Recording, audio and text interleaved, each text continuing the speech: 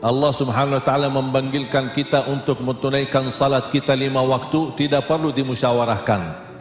Kalau kita sudah mendengar hayya 'alas salah, hayya 'alal falah, segera tunaikan kewajiban kita.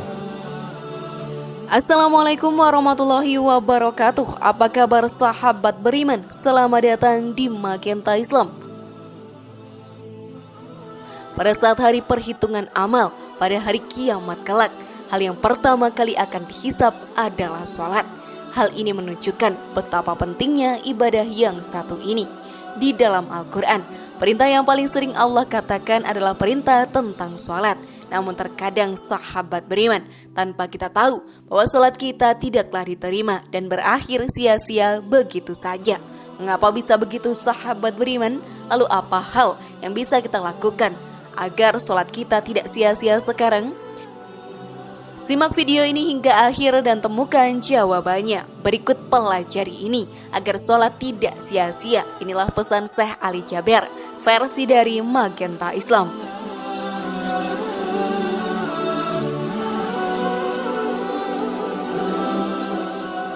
Allah Subhanahu wa taala telah mewajibkan sholat bagi para hambanya dan memerintahkan mereka agar mendirikan serta menunaikannya dengan baik.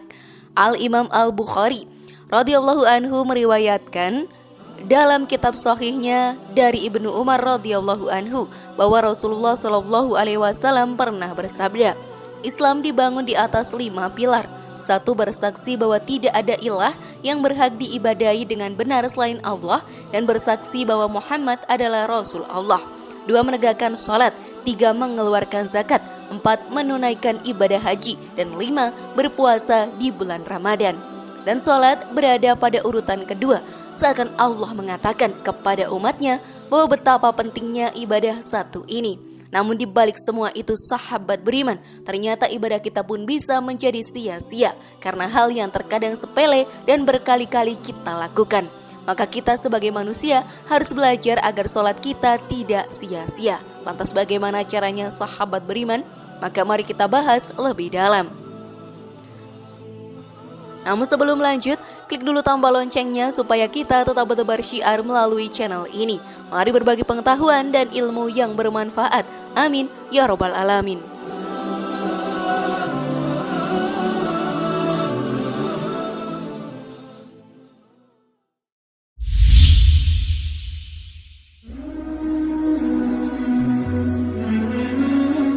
Menghadap Allah dengan hati. Sholat merupakan ibadah yang sangat dicintai Allah Ta'ala. Dialah amal yang merupakan salah satu dari rukun Islam. Ciri utama seorang mukmin sejati adalah menegakkan sholat wajib yang 5 waktu.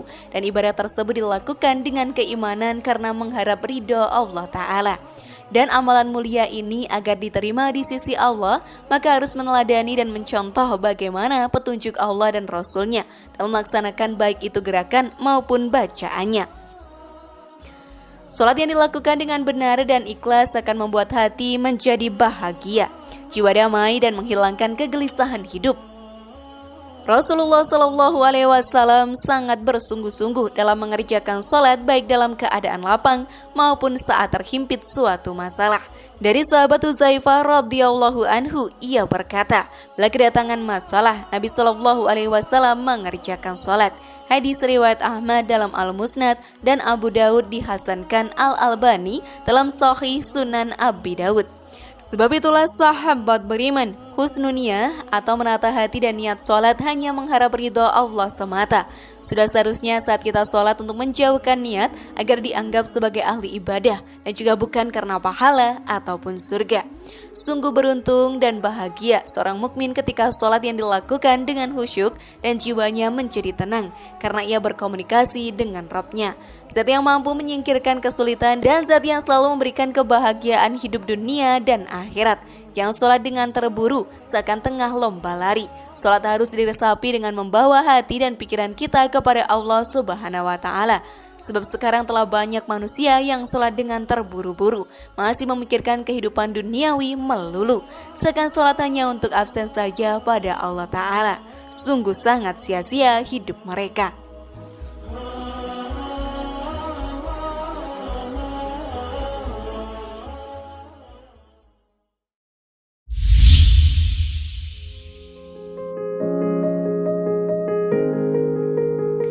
Taqdimul Maqam.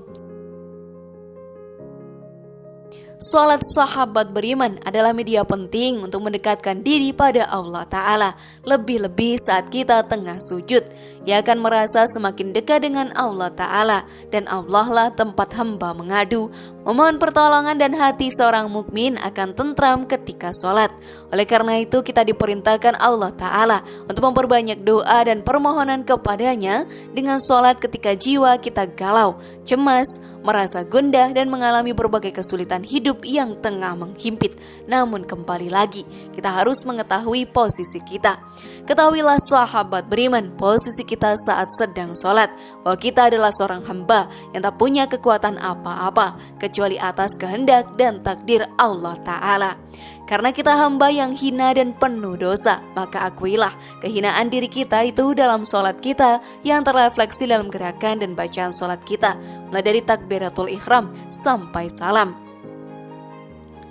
Sudah siapkah kalian melakukannya, sahabat beriman?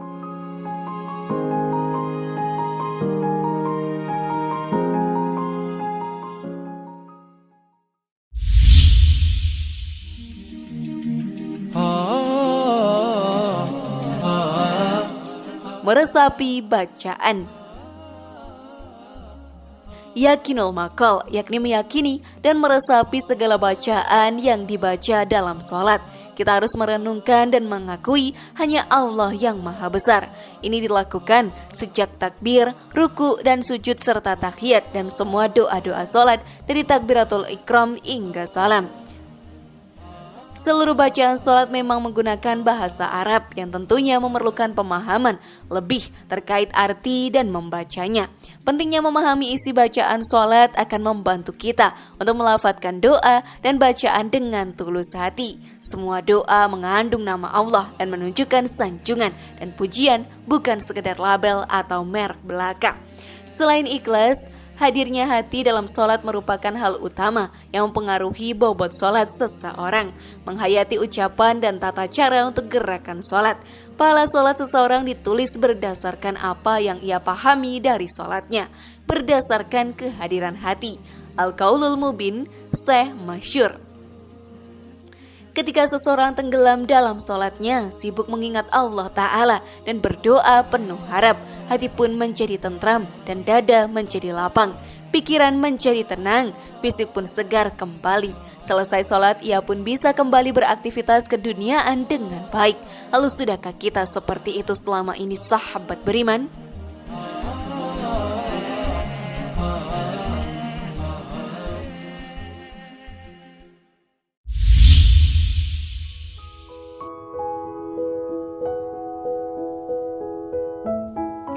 Hurudul qalbi. Hurudul qalbi yakni menjaga ketawaduan diri sejak dari berwudu dan menetapkan niat bahwa kita akan menghadap Allah Subhanahu wa Ta'ala.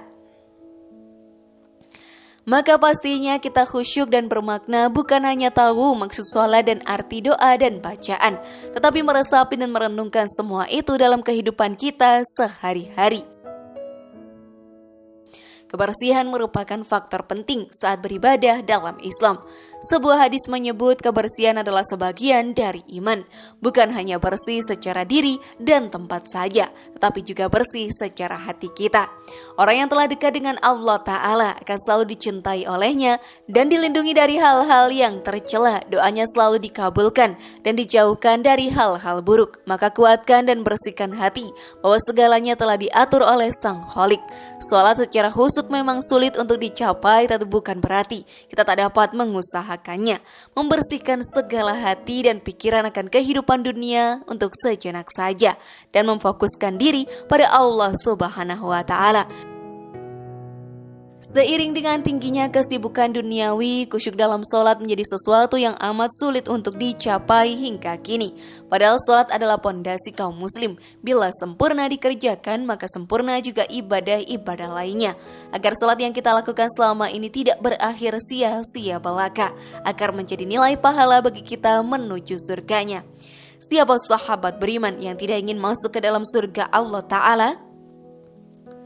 Setiap muslim pasti mendambakan bisa masuk surga Allah Ta'ala. Namun tidak mudah bagi manusia untuk meraih kenikmatan itu karena banyak rintangannya. Karena itu sahabat beriman dibutuhkan niat dan perbuatan yang tulus untuk menjalankan seluruh perintah Allah dan menjauhi semua larangan-larangannya.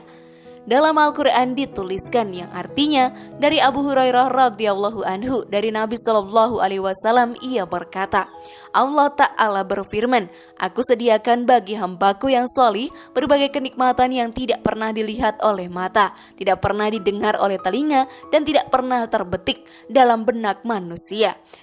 Kalau kalian mau bacalah, tak seorang pun mengetahui berbagai nikmat yang menanti, yang indah dipandang sebagai balasan bagi mereka atas apa yang mereka kerjakan. Quran Surat As-Sajdah ayat 17. Sahabat beriman, surga dapat kita nikmati jika sholat yang kita lakukan memang baik, tunduk dan patuh pada Allah Ta'ala, membawa hati selama bertemu dengannya. Jangan hanya ingin masuk surga, namun sholat seenaknya saja. Allah pun menjanjikan tempat yang terbaik di sisinya saat hari akhir nanti bagi hambanya yang senantiasa berbuat baik bagi sesama dan rajin beribadah setiap harinya. Namun dalam memenuhi kewajiban beribadah seperti sholat wajib sehari-hari haruslah dilakukan dengan ikhlas dan sesegera mungkin agar mendapatkan keutamaan.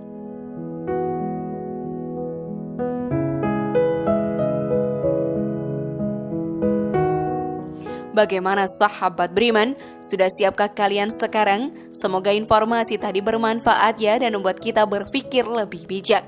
Mari bangun Magenta Islam ini dengan cara klik tombol subscribe, like, share, dan aktifkan tombol loncengnya. Wassalamualaikum warahmatullahi wabarakatuh dan jangan lupa tonton video yang lainnya.